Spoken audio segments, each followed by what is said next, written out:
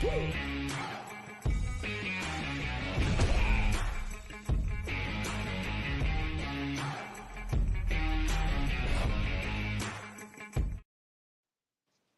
welcome back to Full Count Baseball Podcast. I'm your host, Blaine Arsenal.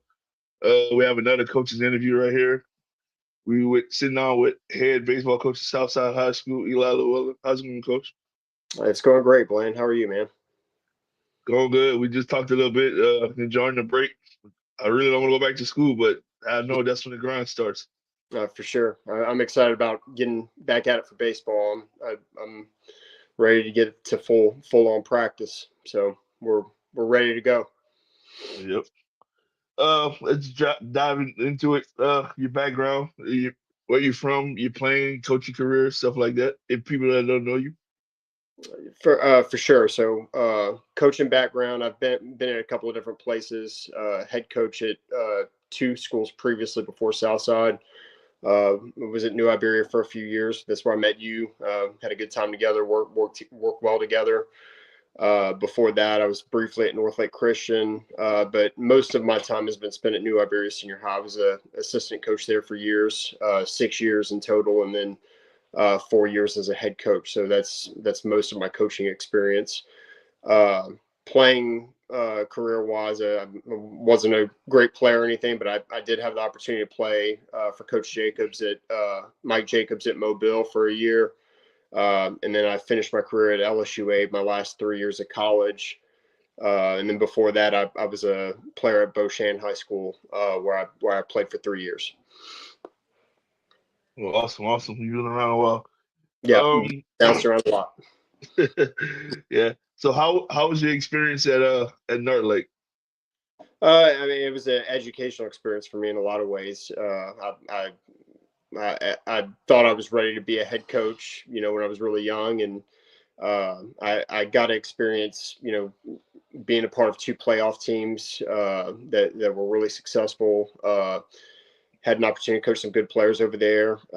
Some guys I still keep in touch with. There's a couple of them I messaged over Christmas break, wishing them and their families, Merry Christmas and everything.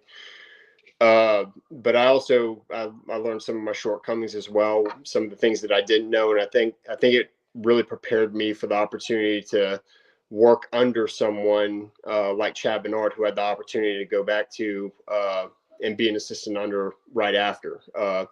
I kind of realized that I didn't know everything I needed to be prepared and ready to go for the step of being at a big 5A school or in a big job. And it again, positive and negative experiences kind of shaped where I'm at right now. Yeah, you said you also spent a lot of time in Iberia where we eventually met. How was that experience as an assistant coach under Norris? I learned a lot from Coach Norris. Coach Norris was a extremely hard worker. He was a person that my time at New Iberia was really fortunate because I know there were a lot of great coaches before me that had built that place into what it was when I was able to be the head coach of it. Guys like Coach Perkins, who was there years before, Coach Jefferson, Coach Thurman. And then Coach Robbie Norris, who had experience at Westgate as a guy that had coached guys like Jared Mitchell before, did a great job of getting, maintaining that field, building a pitching regimen with those guys. He created a culture and a standard.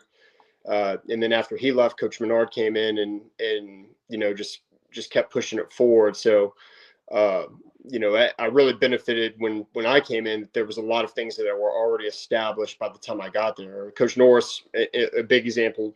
Coach Norris is responsible for the locker room that's being used still by Nish. That was kind of a thing that didn't exist at all over there. The guys used to dress out in the gym and had to walk all the way across that parking lot to be able to get the field and everything. And then, Coach Norris saw, it was important to make it where the baseball guys had an area. So he did a good job of, again, expanding that program, expanding the facilities. And for the years that I was over there with them, I mean, they were always competitive, even against the top teams in that district. So I think one of the years that I was at Northlake, they probably had the best team that they had in years over there. They had guys like Bo Abear and Max Borel, and a really strong group of seniors.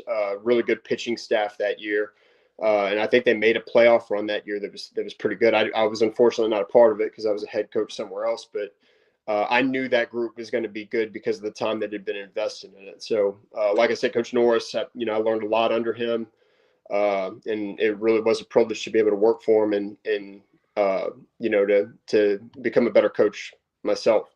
And the same is true with my time with Coach Menard. I learned, like I said, I learned from some hard knock situations, when I was a head coach at Northlake, and then I got a chance to really learn from the guy who I think is one of the best baseball minds in the state of Louisiana, Coach Chad Bernard. A lot of what I do now is based on a lot of what we did together when we had coached together when I was his assistant. I've taken a lot of I still call him for advice about things if I have questions about baseball or about a rule or about how something should be taught to players.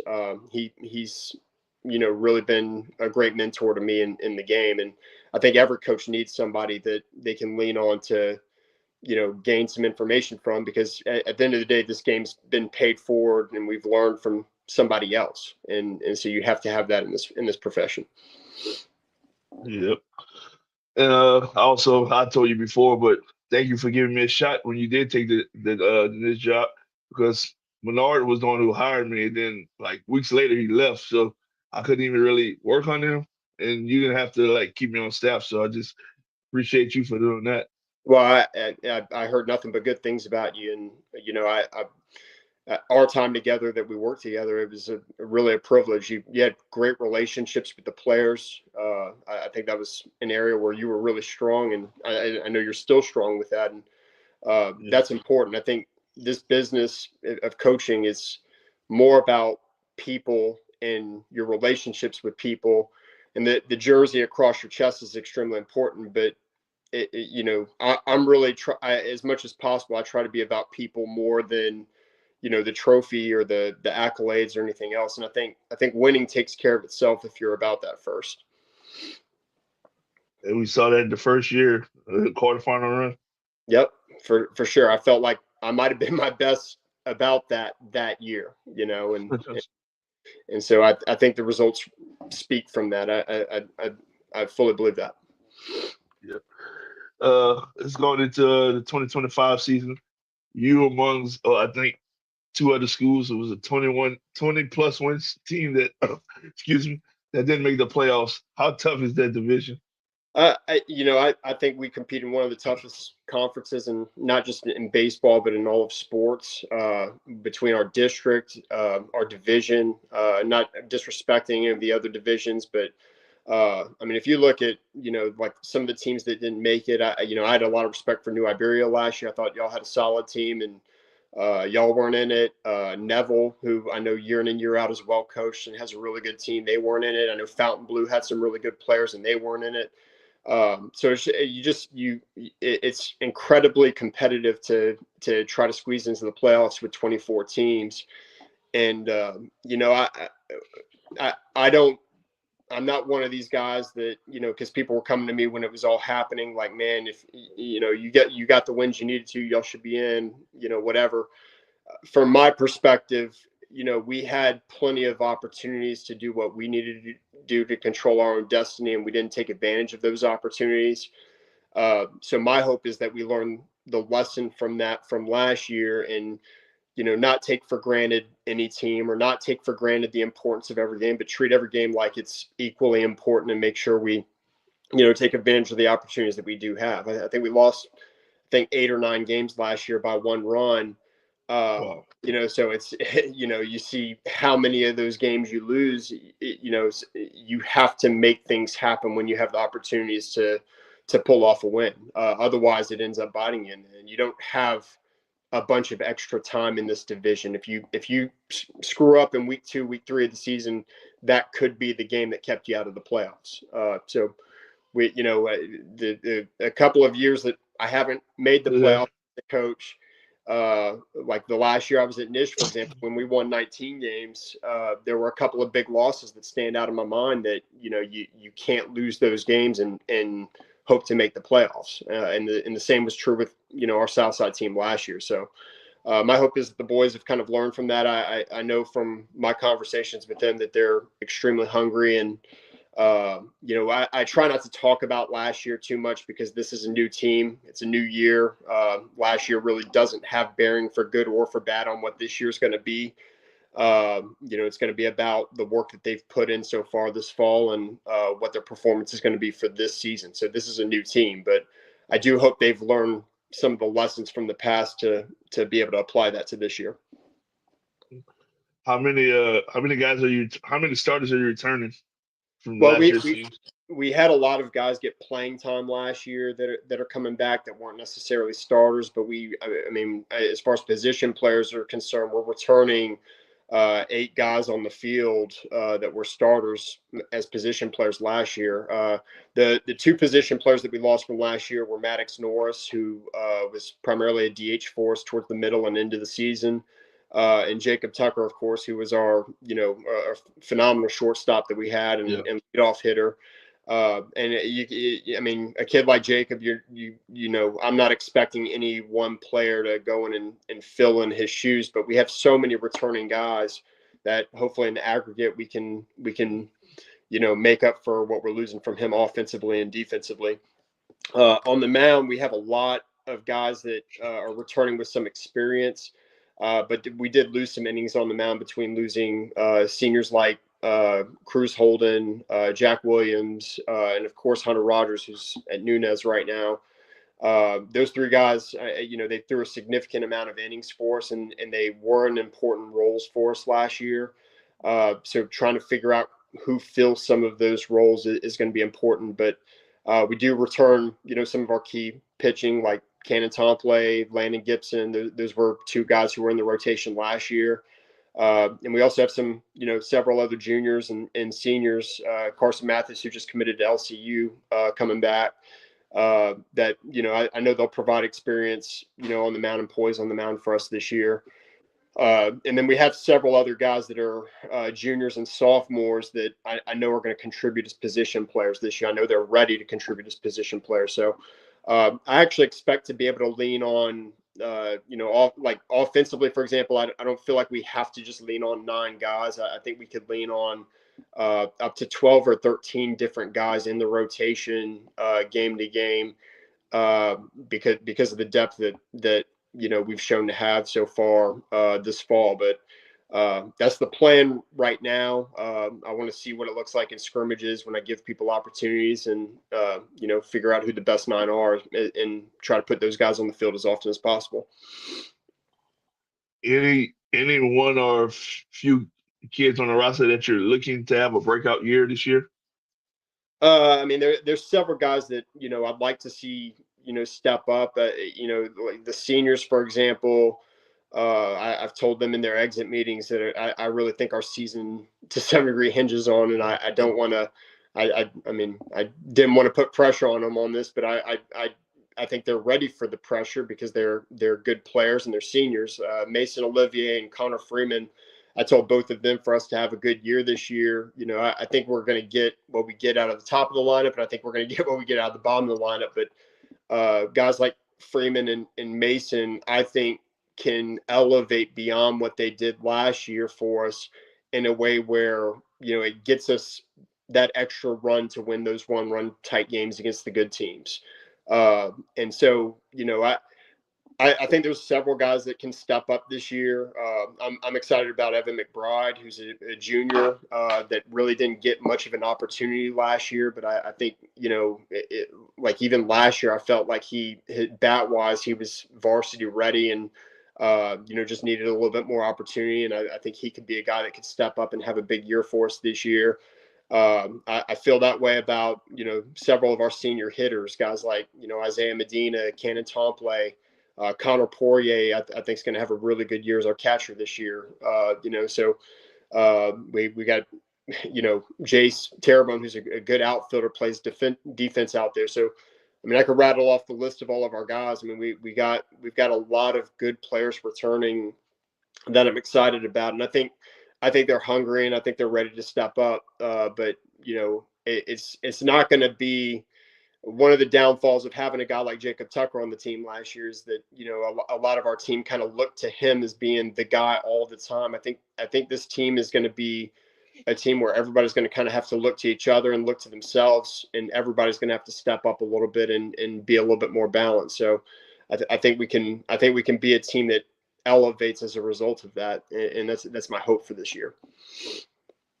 With you now fully having a full year under your belt, how was the summer and fall implemented this year? So this summer and this fall, I really didn't spend as much time introducing new concepts. Last year, we actually started practice during Christmas break. We did a lot more team concepts and route and how we take BP on the field, all that kind of stuff during the fall last year. This year, I didn't do as much of that because I felt like because our guys kind of have a sense of what I want to do in practice and how we coach in game during the spring. And because we have so many people returning where it was less evaluative, for me, the priority this fall has been try to get bigger, try to get stronger, try to get faster, try to throw harder. So we were working out, several days a week. Most of the time we spent during athletic P wasn't picking up a baseball. It was doing sprinting, conditioning, running, sand pit, distance, every different type of running you could do, hurdles. And I mean, they between August through October, they felt like they were in a track program. We were doing a ton of running. And then we started picking up the baseball and really focused on long toss and throwing correctly from late October, pretty much all the way on up until past Thanksgiving break to the window that we're in now. So I think that's really going to benefit us. I mean, I've seen it. We did a couple of inter squads, and I've seen it. Some guys have really kind of, like Blaine Altazan, for example, is throwing a lot harder than he did last year. Several of the young guys, the freshmen and sophomores, are throwing significantly harder than they did when they came in the program. So for us, I feel like it's been a success and gives us a chance to be a little bit more competitive. Being that like we talked about earlier, 20 plus wins in the hard division, how did you schedule going into this year? Did you schedule hard, try to get a lot of wins? What was your mindset scheduling this year? So last year, the way I scheduled, I tried to put in some sure wins on the schedule last year, mainly because coming in brand new coach, I didn't really know what I was getting, and I also inherited several pieces of the schedule as well. So I had a little bit of flexibility, but not a ton. And most of my flexibility I spent in putting on, some easier games for us.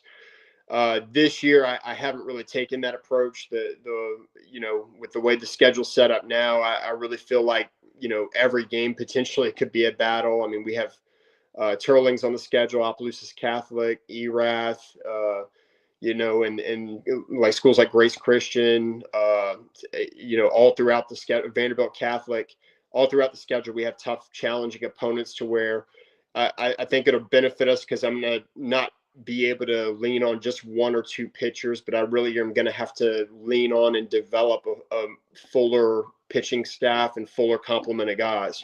And I think we're going to experience probably more growing pains this year as a result of it than we did last year. I'm expecting, and I've told the guys and the coaching staff to expect some tough stretches that we probably didn't even experience last year.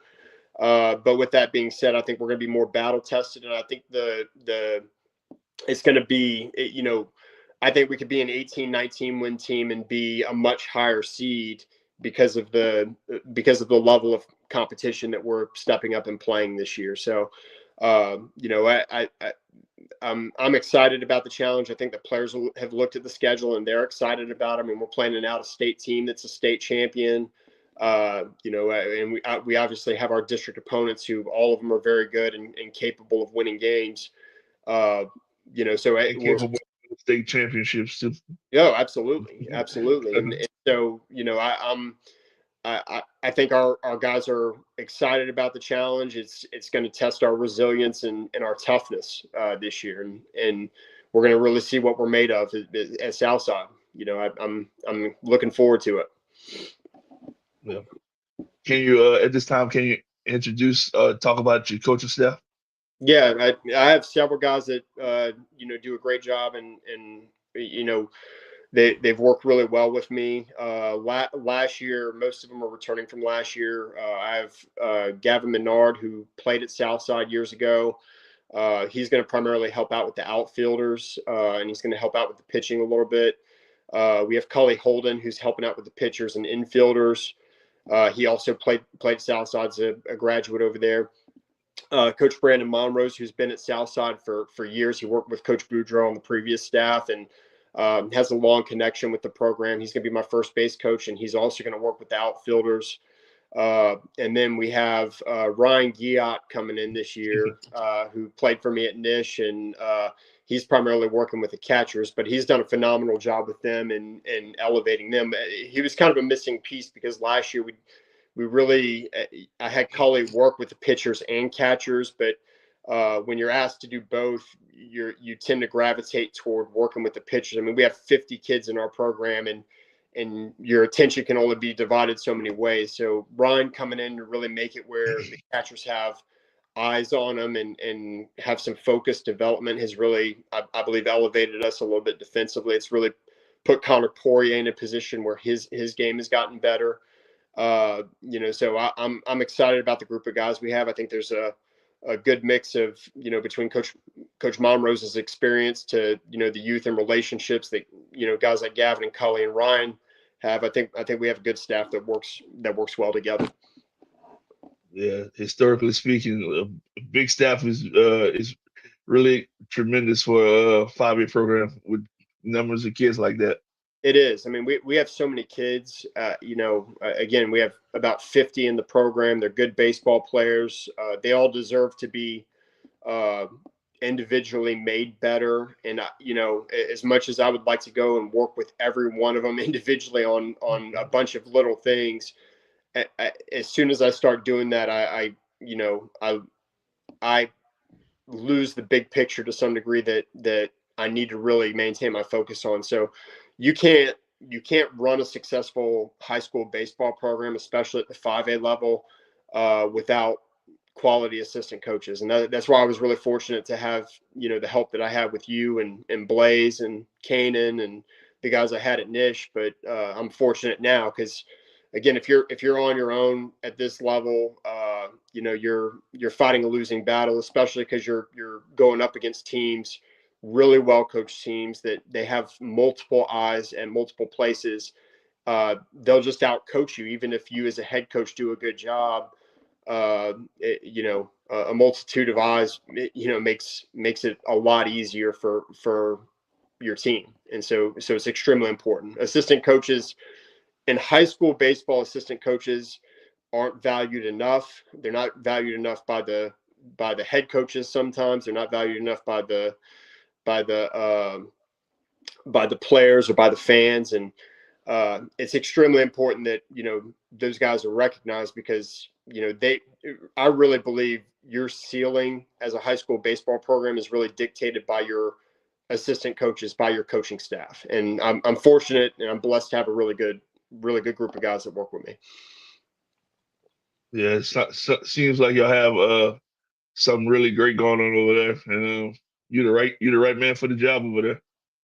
I appreciate it. I'll tell you, there's a lot of people that could do a really good job over here. It's a phenomenal school. It's a really good administration. There's a focus on athletics about trying to grow things. I know the football program's in a place where they're knocking on the door of winning championships, and I know basketball coach Russ, I think, is one of the best basketball coaches in the state of Louisiana. So I really felt privileged to be given the opportunity. It's a dream come true for me. When I was working at Nish, I was driving past Southside every day. on the way to Nish. And I love my guys at Nish, but I was, I was thinking in my mind for years, how cool would it be to get an opportunity to be close to my family, be close to my wife and kids, be at a brand new school, have a chance to be a part of building something. Again, Nish has had a long history of success, and a lot of great coaches have come in, before that have done bigger things than I ever achieved over there. Whereas, at Southside, the Coach Boudreaux, Coach Tully, they did a good job of establishing things, but the history of the school isn't as long, so it makes it where you have a chance to put a bigger mark on the program, when a place is a little bit newer and a little bit younger. So I'm really blessed and fortunate to have been chosen and to be given the opportunity to be here. It's a great place to be. Coach Brown from Grace says, "What's up, Coach? Coach, we'll do big things there." Coach Brown's awesome. I appreciate him. He's a good guy, Grace Christian. I think he does a phenomenal job with his guys. They compete, year in and year out. And, I'm looking forward to I think we travel up there mid district. I'm looking forward to seeing them and seeing them in person and getting a chance to say hi to them. By far the coldest trip we ever took in the baseball season this past year. My God, it was freezing in that tournament. Yeah. I mean, Alexandria weather is obviously different than South Louisiana, man. I remember that from my days at LSUA, so it's different. But no, there's good baseball. I'll tell you, all across the state of Louisiana. I had the opportunity to coach this past summer with some guys from around the state, and just being able to see the baseball from Central Louisiana, North Louisiana, the New Orleans area, Baton Rouge. I mean, there's great baseball all around the state. I actually feel like the guys across the state are really well coached. It's really it's as a coach, you look at it, you're like, man, you think you're doing a lot of right things, or you feel like you might be getting ahead, but there's so many players that are doing things the right way. You could tell that the level of coaching and quality of player around the region and the state is extremely competitive. Yeah. Excuse me. Yeah. I've been in the summer game for a while. It's year in and year out. The game gets better every day. It's almost a detriment to the high school season because most people like to play mostly summer than high school. If you understand what I'm saying? Yeah, like for years, I tried doing the midweek Metro Ball stuff, and I wanted my guys to pitch for me midweek, but then they wanted to play for their weekend team or whatever. And I think there's a great place for guys to do summer stuff, and I think high school season is the high school season. And I've kind of grown out of trying to box my guys in or try to make it where they have to be with me all the time. In a lot of ways, I think it's good for them to get a voice besides mine to coach them. They can learn some new things. They can see the game from a different perspective. They can hear maybe some different cues that might work better for them. You can't ever think as a coach that you have all the answers or that you know everything or that you're God's gift to baseball. You have to be humble enough to.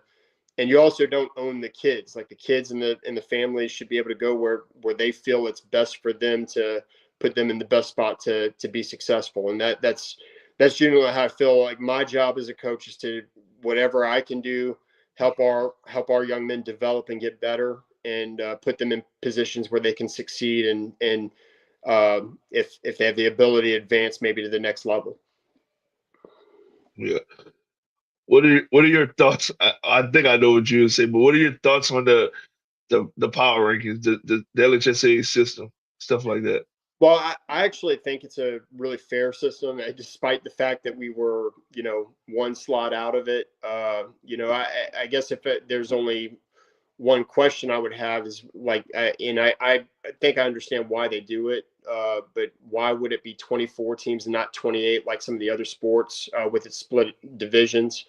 But again, at the same time, if it's going to be 24 teams or 16 teams or whatever it is, If we're told the rules ahead of time and we're competing within the parameters of the rules, at the end of the day, I can live with it and go with it. I think, I used to try to, when I was making a schedule, figure out ways to, schedule this team or that team and try to get points or whatever, but you can't really predict how the teams you schedule are gonna perform in a given year. I think the best thing you can do is to try to schedule competitive teams in a competitive schedule and put your team in a position where you don't want to put it on legend mode on MLB The Show either if you're not ready for that. But at the same time, like if you are ready to challenge your team a little bit, put your team in a position where where they have to battle a little bit and experience some adversity, because I think that adversity is what makes you better. You just don't want to drown yourself to where you can't come back. And we've been in some of those spots with some years at Nish where we didn't have a great team, or we had to discipline some guys and maybe not have as strong a team as we thought we were going to have. And then you go and play a tough schedule and you got a water gun. It's tough to compete, so. I think you, instead of trying to answer your question, instead of trying to mess around with worrying about PowerPoints in 5A, I think the best thing you could do as a 5A coach is to schedule good quality opponents, but also put yourself in a position where you're not going to drown your team. If you do have a tough run of games, maybe schedule some breaks here or there to make it where you guys can have a chance at getting a spark or bouncing back a little bit. Yeah. Would you like to see it go back to 32 teams and everybody's combined? I mean, I see the arguments on both sides of it.